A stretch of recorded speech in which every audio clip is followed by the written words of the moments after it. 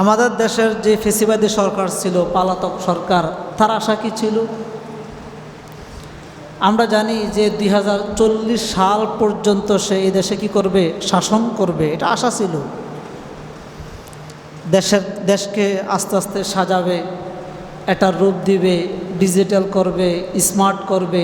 আরও 3-4টা নাম তাদের কাছে বরাদ্দ ছিল। 40 সাল পর্যন্ত নতুন নতুন নাম দিবে, নতুন নতুন কাজ করবে, এই দেশকে বিদেশিদের হাতে জিম্মি করবে, এটা চাহিদা ছিল। সেজন্য বলতেছিলাম, তিনি চাহিদা ছিল 40 সাল পর্যন্ত তিনি রাজত্ব ধরে রাখা, ক্ষমতা ধরে রাখা, এটা তার চাহিদা ছিল, তামান্না ছিল।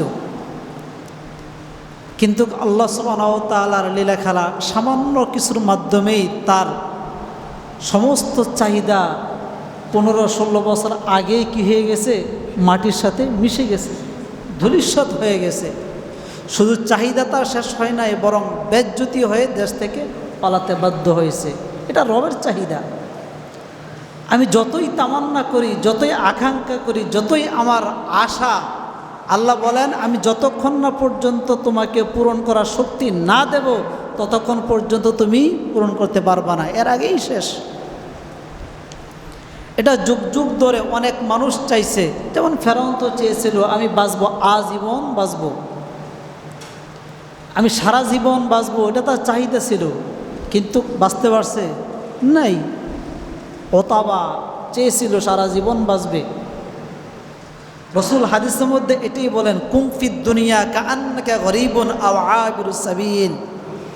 আল্লাহ রসুল সাল্লাল্লাহু আলাইহি ওয়াসাল্লাম বলেন, পৃথিবীর জীবদ্দশায় তুমি যা কিছু করো না কেন, 2টা সিফাত নিয়ে, 2টা গুণ নিয়ে, 2টা বৈশিষ্ট্য নিয়ে তুমি পৃথিবীতে জীবনযাপন করবে।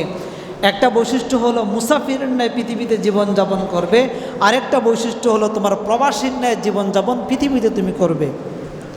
যদি তোমার এই মন মানসিকতা, এই চিন্তা চেতনা থাকে, তখন তুমি তোমার দ্বারা অন্য কাহারও ক্ষতি হোক এটা চাইবে না, বা তোমার দ্বারা কাহারও ক্ষতি কখনোই হবে না, যখন তুমি এই 2 গুণ, এই 2 সিফাত বিশিষ্ট গুণবাচক নিয়ে তুমি পৃথিবীতে জীবনযাপন করবে।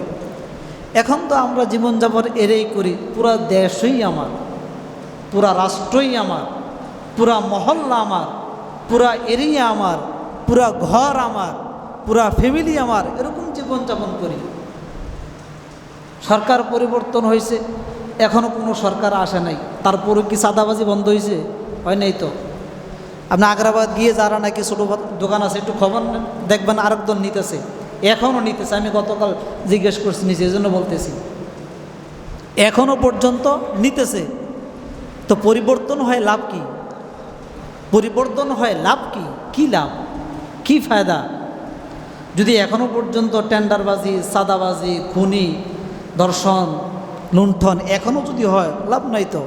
আলহামদুলিল্লাহ, শুকরিয়া মহান রব্বুল আলামিনের দরবারে যে আল্লাহ সুবহানাহু ওয়া তাআলা আমাদেরকে জুমার সালাত আদায় করার জন্য মসজিদে আসার তৌফিক দিয়েছেন। দিল থেকে কালিমাতুশ শুকর আদায় করি, আলহামদুলিল্লাহ। গত জুমায় আমরা আলোচনা করেছিলাম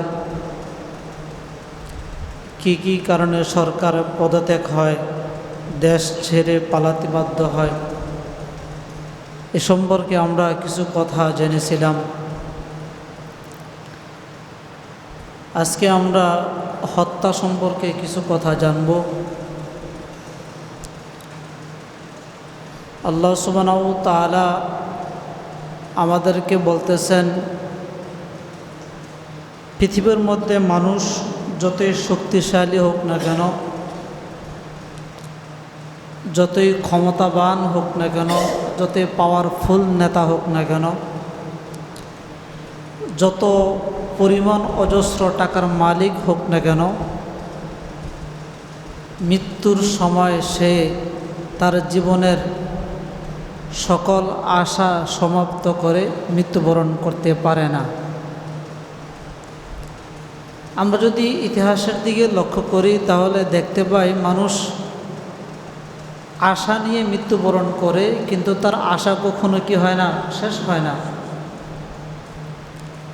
যেমন দেখা যায় একটা ফ্যামিলির কর্তা যিনি আছে, ফ্যামিলি পরিচালনা যিনি করেন, তিনার একটা চাহিদা থাকে যে আমার শেষ ইচ্ছা আমি যেন আমার মেয়েটাকে বিবাহ শাদী সম্পূর্ণ করে মৃত্যুবরণ করতে পারি। এটা ইচ্ছা, চাহিদা থাকে। রব্বে করিমের ফয়সালা দেখা যায় মেয়ে এই বিবাহ হওয়ার আগেই তার কি হয়ে যায়, সময় শেষ হয়ে যায়। তার মানে তার সে আশাটা ছিল, আশা কি হয় না, শেষ হয় না। এরকম একটা মানুষের আশা যে আমি আমার ছেলের ঔরসে একটা সন্তান আসবে, আমার নাতিপুতি হবে, তার সাথে একটু আনন্দ করব, বিনোদন করব, এরকম একটি আশা। কিন্তু দেখা যায় ছেলে বিবাহ করছে ঠিক, ছেলের পুত্রবধূর ঔরসে সন্তান আসছে ঠিক, যেই দিন সন্তান জন্মগ্রহণ করছে ওই দিনেই লোক কী করছে, মৃত্যুবরণ করছে। তাহলে আশাটা তার কি রয়ে গেল, এর আগেই সেই শেষ। এরকম অসহস্র অগণিত ঘটনা আছে হাদিস এবং কোরআনের মধ্যেও এ ধরনের বহু ঘটনা আছে যে মানুষ আশা নিয়ে মৃত্যুবরণ করে, কখনো আশা সম্পূর্ণ করে মৃত্যুবরণ করতে পারে না, আশা থেকেই যায়, আশার তো শেষ নাই। এবং হাদিসের মধ্যে আরও আশ্চর্য লাগে যে এই পরিমাণ আশা মানুষের থাকে, সে যদি আরও 40-50 বছরও হায়াত পায় তারপরও তার আশা কি হবে না, শেষ হবে না, এর আগেই সে মৃত্যুবরণ করে। এ হাদিস দ্বারা প্রমাণিত। যেমন আমরা ইতিহাস যেগুলো আমাদেরকে প্রমাণ করে, সাদ্দাতের ইতিহাস, সাদ্দাতের তামান্না ছিল, শেষ আশা ছিল সে তার নিজের তৈরি জান্নাতে প্রবেশ করবে, তারপরে সে মৃত্যুবরণ করবে, আশা। যখন তার হায়াতের জিন্দিগি শেষ হয়ে যায় তাকে জিজ্ঞেস করা হলো তুমি কেন ইবাদত করো না? সাদ্দাত প্রশ্নকারীকে বলল যে আমি ইবাদত কী জন্য করব? তখন প্রশ্নকারী সাদ্দাতকে বলল যে তুমি যদি ইবাদত করো, তাওহীদের কালেমার নিচে আসো, আল্লাহ সুবহানাহু ওয়া তাআলা তোমাকে 10 দুনিয়া এত বড় একটা জান্নাত দান করবে। এটা তাকে শোনাইল।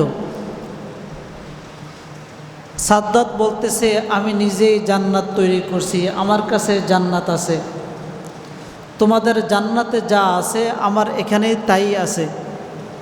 তোমাদের জান্নাতের বিবরণের মধ্যে যেরকম দেওয়া আছে, নহর দেওয়া আছে, জমজম দেওয়া আছে, বিভিন্ন খাদ্যগুলো যেভাবে সাজানো আছে, আমিও আমার জান্নাতে ওইভাবে সাজানোর চেষ্টা করছি। অতএব তোমাদের তাওহীদের একাত্মবাদের যে খোদা, তার জান্নাতে আমি যেতে চাই না, আমি আমার নিজের তৈরি জান্নাতে যেতে চাই।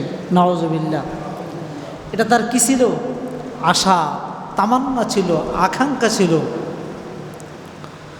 অথচ ইতিহাস এটাই বলে যখন সাদ্দাত জান্নাতে প্রবেশ করতেছে, তার তৈরি জান্নাতে, যখন তার ঘোড়ার 2টা পা জান্নাতের মধ্যে প্রবেশ করছে, গেটের মধ্যে প্রবেশ করছে, এখনও নাজ নিয়ামত দেখার সুযোগ হয় নাই, শুধুমাত্র গেটে প্রবেশ করছে।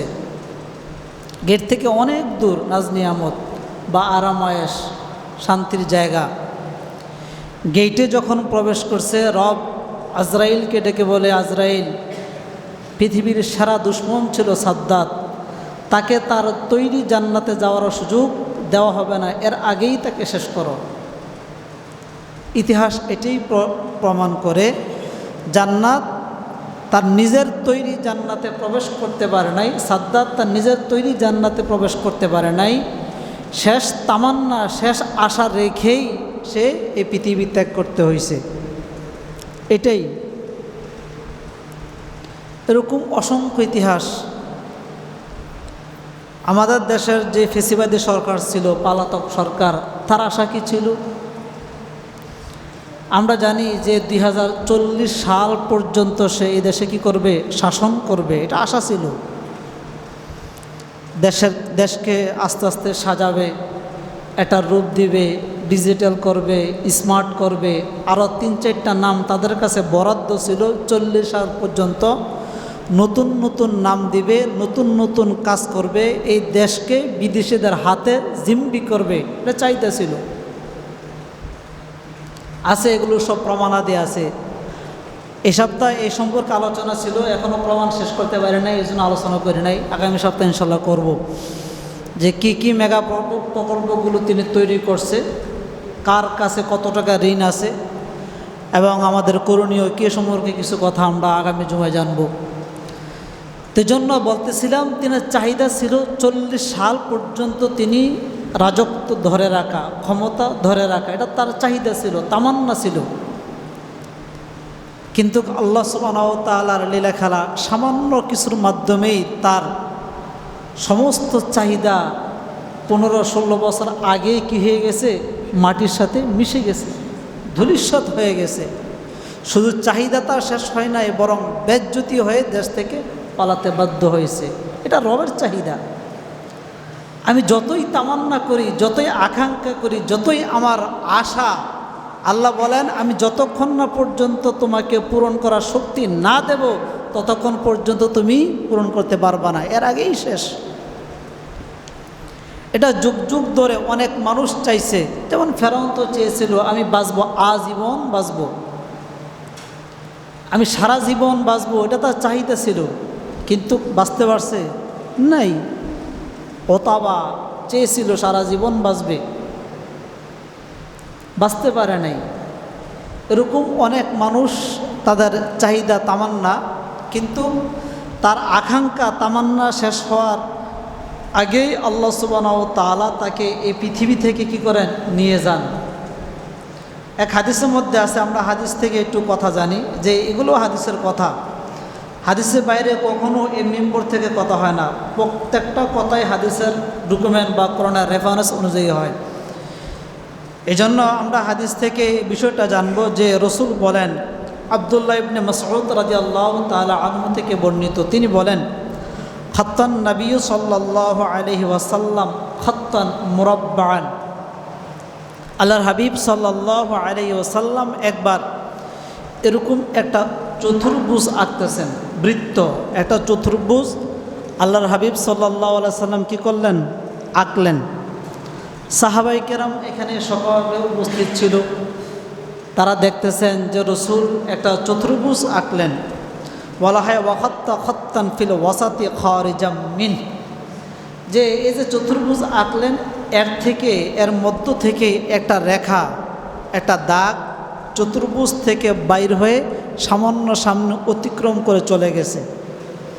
তার মানে আমরা যে ঘুড়ি তৈরি করি, ওই যে আকাশ উড়ায় যে ঘুড়ি, দেখা যায় এরকমভাবে বানানো হয়, একটু মাথা সামনে রেখে এটাকে একটা রূপ দেওয়া হয়, নকশা।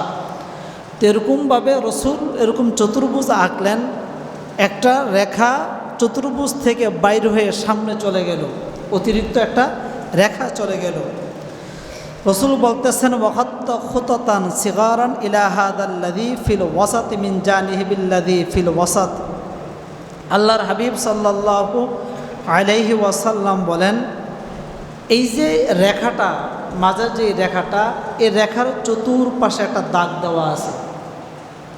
এই মাঝের যে বৃত্তটা, বৃত্তর মাঝের যে রেখাটা, এটা সামনে অতিক্রম করছে, ওই রেখার আশেপাশে সিগার অনেকগুলো ছোট ছোট দাগ আছে, এবং ওই দাগগুলো চতুর্ভুজের ভিতরে, তার মানে চতুর্ভুজের যে আয়ত্ত, এটার ভিতরেই ওই রেখাগুলো আছে, অতিক্রম করে নাই। তার মানে একটা রেখাই ওই চতুর্ভুজ অতিক্রম করে চলে গেছে, বাকি যত হাজার হাজার রেখা আছে সবগুলো রেখা ওই চতুর্ভুজের ভিতরেই আছে, ছোট ছোট অনেক রেখা। রসুল বলেন যে ওয়াকাল আল ইনসান, এই যে রেখাগুলো দেখা যাইতেছে এগুলো সব মানুষ। চতুর্ভুজের ভিতরে যে রেখাগুলো আছে এগুলো সব কি, সব মানুষ। রসুল তারপরে গিয়ে বলেন ওয়াহাদা আজালহু মুহিতুম বিহি আও কদ আহাতা বিহি।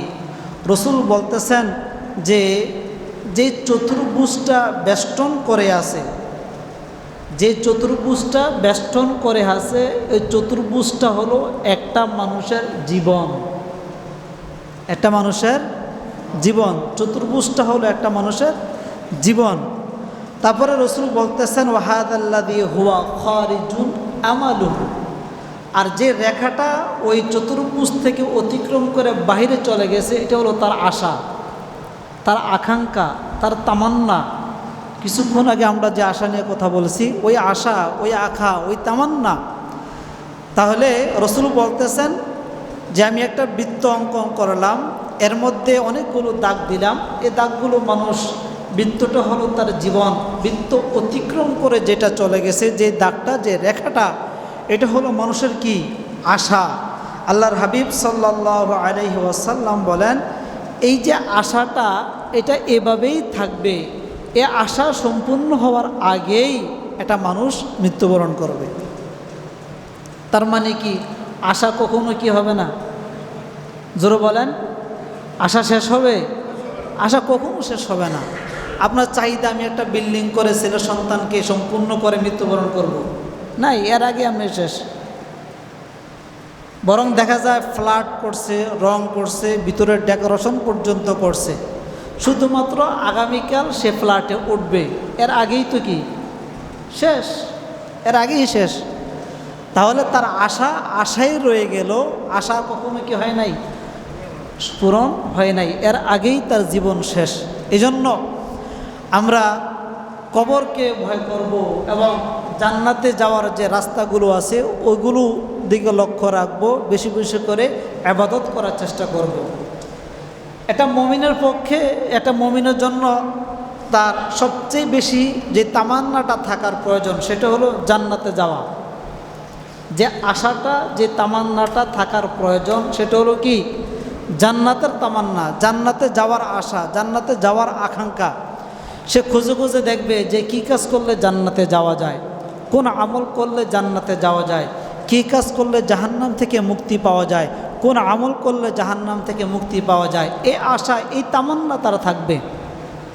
আল্লাহর হাবিব বলেন কোনো ব্যক্তি যদি জান্নাতের আশা নিয়ে সে পরিপূর্ণ ইবাদত যদি নাও করতে পারে, তার তামান্না ছিল কি জান্নাতে যাওয়া, আল্লাহ রসুল সাল্লাল্লাহু আলাইহি সাল্লাম বলেন এই মানুষটা মৃত্যুবরণ করবে আর আল্লাহ সুবহানাহু ওয়া তাআলা তার আশা অনুযায়ী, চাহিদা অনুযায়ী, তামান্না অনুযায়ী তাকে জান্নাতে পৌঁছে দিবে। সুবহানাল্লাহ। শুধুমাত্র আশা নিয়ে যদি কোনো মানুষ কী করে মৃত্যুবরণ করে, এই জন্য আমাদের আশা থাকবে, তামান্না থাকবে, কি করা, এই বেশি করে ইবাদত করা এবং জান্নাতে যাওয়ার রাস্তাগুলো খুঁজে খুঁজে আমাদেরকে বেশি বেশি করে কি করা, ইবাদত করা। এই পৃথিবীর মানুষ তাদের এক নম্বর তামান্না থাকবে জান্নাতে যাওয়ার তামান্না। দুই নম্বর হলো যে মানুষ পৃথিবীতে কিভাবে চলাফেরা করবে, পৃথিবীতে কিভাবে মানুষ চলাফেরা করবে। হাদিসের মধ্যে বলা হয় পৃথিবীতে মানুষ চলাফেরা করবে মুসাফিরের ন্যায়। একজন মুসাফির যে আছে সেই মুসাফিরের ন্যায়, আরেক শব্দের মধ্যে আছে যে প্রবাসীর ন্যায়, প্রবাসীর ন্যায় অথবা মুসাফিরের ন্যায় এই পৃথিবীর মধ্যে জীবনযাপন করবে। যেমন দেখা যায় একজন প্রবাসী, সে যখন তার প্রবাস জীবনে গিয়ে স্বাধীনভাবে চলতে পারে না, ঠিক পৃথিবীর মধ্যে একটা মানুষ আসবে, ঠিক আসার পরে সে স্বাধীনভাবে পৃথিবীর মধ্যে চলতে পারবে না, সে পরাধীন। আল্লাহ সুবহানাহু ওয়া তাআলার হাতে সে জিম্মি, আল্লাহর নিকট সে পরাধীন। কেননা তার পুঙ্খানু হিসাব আল্লাহ সুবহানাহু ওয়া তাআলা কী করবেন, নিবেন, এজন্য সে পরাধীন, স্বাধীন না। রসুল বলেন যে পৃথিবীর মধ্যে মানুষ এইভাবেই চলাফেরা করবে কেমন যেন সে মুসাফির। একজন মুসাফির যেরকমভাবে সাহস নিয়ে চলতে পারে না, জুলুম করতে পারে না, নির্যাতন করতে পারে না, ঠিক এরকমভাবে পৃথিবীর মধ্যে সে চলাফেরা করবে। যেমন কেউ যদি কোনো জায়গায় মুসাফির অবস্থা যায়, মনে করেন উত্তরবঙ্গে গেল, সে তার গ্রামে থাকা অবস্থায় যেরকম শক্তি দিয়ে, সাহস দিয়ে কথা বলতে পারবে, ওইখানে গিয়ে পারবে? সুযোগ নেই, মাথা ফাটাই দিবে। এ সাহস ওইখানে তার থাকবে না, যতই তার সাহস তার এলাকার মধ্যে। দেখেন না, কুকুর পর্যন্ত নিজের রেঞ্জের মধ্যে থেকে গেউ গেউ করে, রেঞ্জ অতিক্রম করলে কুকুরা কি থাকে না, সাহস থাকে না। একদম বিড়ালের ন্যায় লেজ গুটিয়ে এসে পালাতে বাধ্য হয়। দেখা যায় তারপরেও কুকুর তাকে পালাতে দেয় না, এর আগেই তার উপর আক্রমণ করে বসে আরও 5-10টা কুকুর। এজন্য রসুল বলেন, তুমি তো মুসাফির পৃথিবীর মধ্যে, তুমি এরকমভাবে চলবে যাতে করে মানুষ তোমার দ্বারা যাররা পরিমাণ কোনো কষ্ট পাবে না, তোমার দ্বারা জুলুমের শিকার হবে না, নির্যাতনের শিকার হবে না। তুমি এরকমভাবে পৃথিবীর মধ্যে চলাফেরা করবে।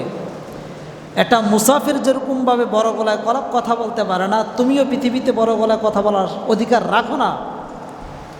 একজন প্রবাসী যেরকমভাবে তার চাহিদা অনুযায়ী জীবনযাপন করতে পারে না, তুমিও পৃথিবীর জীবদ্দশায় তোমার মাতৃভূমিতে থেকে চাহিদা অনুযায়ী জীবনযাপন করতে পারো না। এটা রসুল বলেন। রসুল হাদিসের মধ্যে এটাই বলেন, কুম ফিদ দুনিয়া কাআন্নাকা গরীবুন আও আবিরুস সাবিল। আল্লাহ রসুল সাল্লাল্লাহু আলাইহি ওয়াসাল্লাম বলেন, পৃথিবীর জীবদ্দশায় তুমি যা কিছু করো না কেন, 2টা সিফাত নিয়ে, 2টা গুণ নিয়ে, 2টা বৈশিষ্ট্য নিয়ে তুমি পৃথিবীতে জীবনযাপন করবে। একটা বৈশিষ্ট্য হলো মুসাফিরের ন্যায় পৃথিবীতে জীবনযাপন করবে, আরেকটা বৈশিষ্ট্য হলো তোমার প্রবাসীর ন্যায় জীবনযাপন পৃথিবীতে তুমি করবে। যদি তোমার এই মন মানসিকতা, এই চিন্তা চেতনা থাকে, তখন তুমি তোমার দ্বারা অন্য কাহারও ক্ষতি হোক এটা চাইবে না, বা তোমার দ্বারা কাহারও ক্ষতি কখনোই হবে না যখন তুমি এই 2 গুণ, এই 2 সিফাত বিশিষ্ট গুণবাচক নিয়ে তুমি পৃথিবীতে জীবনযাপন করবে। এখন তো আমরা জীবনযাপন এরেই করি, পুরা দেশই আমার, পুরা রাষ্ট্রই আমার, পুরা মহল্লা আমার, পুরা এরিয়া আমার, পুরা ঘর আমার, পুরা ফ্যামিলি আমার, এরকম জীবনযাপন করি। সরকার পরিবর্তন হয়েছে, এখনও কোনো সরকার আসে নাই, তারপরও কি চাঁদাবাজি বন্ধ হয়েছে? হয় নাই তো। আপনি আগ্রাবাদ গিয়ে যারা নাকি ছোটো দোকান আছে, একটু খবর দেখবেন আরেক দল নিতেছে, এখনও নিতেছে। আমি গতকাল জিজ্ঞেস করছি, নিচে, এই জন্য বলতেছি, এখনও পর্যন্ত নিতেছে। তো পরিবর্তন হয় লাভ কি? পরিবর্তন হয় লাভ কি? কি লাভ, কি ফায়দা? যদি এখনও পর্যন্ত টেন্ডারবাজি, চাঁদাবাজি, খুনি, ধর্ষণ, লুণ্ঠন এখনও যদি হয়, লাভ নাই তো। এজন্য আমাদের আকল দেমাগ পরিবর্তন করতে হবে, একে অন্যের সহযোগী হয়ে পৃথিবীতে চলতে হবে। আমি যদি মন মানসিকতা এরকম থাকে, আমি অপরের সহযোগী হব, তার উপর আমি জালেম হিসাবে তাকে আমি থাকবো না, বা তাকে আমি দেখব না, তাহলে পরিবর্তন হবে। এখন আপনি যদি তার থেকে চাঁদা নেন, তো আপনি জালেম। তার থেকে অন্যায়ভাবে কিছু করেন, আপনি জালেম। আর যদি আপনি তার সহযোগী হয়ে যান, তাহলে আপনি কি না? জালেম না। পৃথিবীতে যদি আপনি মুসাফির অবস্থা জীবনযাপন করেন, প্রবাসী অবস্থা জীবনযাপন করেন, তখন অন্যের উপর আপনার জুলুম অত্যাচার করতে পারবেন না, কারণ আপনি তো দুর্বল। মুসাফির তো দুর্বল থাকে, প্রবাসী তো দুর্বল থাকে। এজন্য রসুল বলেন, কুম ফিদ দুনিয়া কাআন্নাকা গরীবুন আও আবিরুস সাবিল। তোমরা প্রবাসী এবং মুসাফিরের ন্যায় পৃথিবীতে জীবনযাপন করো। রসুল আরও গিয়ে বলতেছেন, ইদা আমসাইতা ফালা তানজিরুস সাবাহা। যখন তুমি সন্ধ্যায় উপনীত হও, তখন তুমি মনে করবে যে আমি আর সকাল করতে পারবো না, এর আগেই জীবন শেষ। যখন তুমি সন্ধ্যায় উপনীত হও, তখন তুমি মনে করবে যে আমার মনে হয় আমি আগামীকাল সকাল করতে পারবো না, এর আগেই আমার জীবন শেষ। ওয়াইদা আসবাহতা ফালা তানজিরিস মাসাআ। রসুল আরও বলেন, যখন তোমার সন্ধ্যা হয়, তখন তুমি মনে করবে আমি মনে হয় আগামীকাল তারপরের দিন বিকালবেলা। যখন তোমার সকাল হয়, তখন তুমি মনে করবে তারপরের দিন বিকালবেলা আমি মনে হয় বাঁচবো না, এর আগেই শেষ হয়ে যাব, এটা তুমি মনে করবে। রসুল হাদিসের মধ্যে বলেন, ওখুজ মিন সিহ্হাতিকা লিমারাদিক। যখন তোমার মধ্যে সুস্থতা আসে, সুস্থতা যখন তুমি উপভোগ করো, তখন তুমি মনে করবে যে মুহূর্তের মধ্যে আমার যে কোনো একটা অসুস্থতা চলে আসতে পারে, মুহূর্তের মধ্যে। এই জন্য দেখা যায় অনেক মানুষ এই সুস্থ, কিছুক্ষণ পরে সে হসপিটালে। মানে তাদের সংবাদ শুনেও আশ্চর্য লাগে, কিরে একটু আগে দেখলাম লোকটা সুস্থ, আমার সাথে কথা বললো, চায়ের হোস্টেলে একসাথে আমরা গল্প করলাম, একসাথে আমি রিক্সা দিয়ে আসলাম, এই লোকটা এখনও হসপিটালে। আবার দেখা যায় 2-1 ঘন্টা পরে সংবাদ আসে সে নাই, ত্যাগ করছে পৃথিবী। এজন্য রসুল বলেন যে তুমি সন্ধ্যা এরকমভাবে করো, তোমার সন্ধ্যাটা এরকমভাবে কাটাও, কেমন যেন তুমি আগামীকাল সকালে তোমার জীবন শেষ, অথবা তোমার সকালটা এরকমভাবে কাটাও কেমন যেন তুমি আগামীকাল সন্ধ্যায় তোমার জীবন শেষ, অথবা তোমার সুস্থতা জীবন এরকমভাবে কাটাও কেমন যেন একটু পরেই তোমার মধ্যে অসুস্থতা চলে আসতে পারে। রাসূল আর বলেন অমিন হায়াতিকা লিমাউতিক, তোমার জীবনটা তুমি এরকমভাবে পরিচালনা করো কেমন যেন মুহূর্তের মধ্যেই মৃত্যুর সংবাদ তোমার নিকট চলে আসতে পারে। এখন বলেন কারো জীবন যদি এরকমভাবে পরিচালনা করার চেষ্টা করে যে আমি মনে হয় সকালে মৃত্যুবরণ করব, অথবা আমি মনে হয় বিকালে মৃত্যুবরণ করব, অথবা আমি মনে হয় একটু পরে রোগান্বিত হয়ে যাব, অথবা আমি একটু পরে পিড়িতে বসে যাব, অথবা একটু পরে আমার জীবন শেষ হয়ে এই পৃথিবী ত্যাগ করব, এই মন মানসিকতা যদি কোনো মানুষের থাকে, কখনো কি এই মানুষ জালেম হিসাবে বেশি পৃথিবীতে বসবাস করতে পারে? কখনো পারে না। আর যখনই মনে করে সব কিছুই আমার, আনা রব্বুকুমুল আলা, ফেরাউনের সিফাত যখন তার মধ্যে নিয়ে আসে, তখনই তার দ্বারা সব কিছুই সম্ভব, সব কিছু সম্ভব। দেশ পর্যন্ত বিক্রি করে দেওয়া তার দ্বারা কি সম্ভব? যখন মন মানসিকতা এরকম হয়। আর যদি মন মানসিকতা এরকম না হয়, হাদিস অনুযায়ী হয়, তাহলে একটা মানুষ কেন একটা পিপিলিকার উপর আঘাত করতে সে তার বিবেকে বাধা দিবে? পিপিলিকার উপর আঘাত করতে বিবেক বাধা দিবে। এজন্য আল্লাহর হাবিব সাল্লাল্লাহু আলাইহি সাল্লাম আমাদেরকে যে বিষয়গুলো বলছেন, যে মানুষ কখনো আশা শেষ করে মৃত্যুবরণ করতে পারে না, এর আগেই শেষ হয়ে যায়। এবং পৃথিবীতে মানুষ চলতে হবে কিসের ন্যায়? মুসাফিরের ন্যায়, অথবা প্রবাস জীবন। পৃথিবীতে এইভাবেই চলতে হবে।